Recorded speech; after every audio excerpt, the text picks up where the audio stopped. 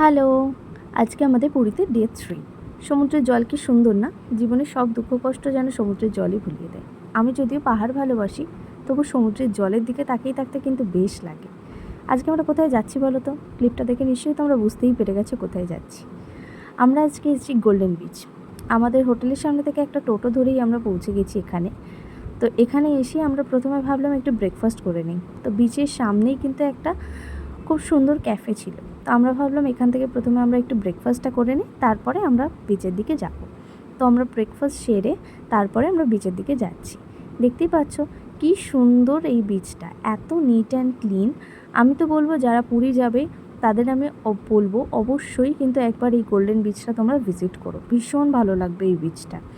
এখানে কিন্তু বসার জন্য চেয়ার রয়েছে। আবার তোমরা যারা ভাবছো যে সমুদ্রে একটু নামবে, তাদের আমি বলবো তোমরা ড্রেস ক্যারি করো।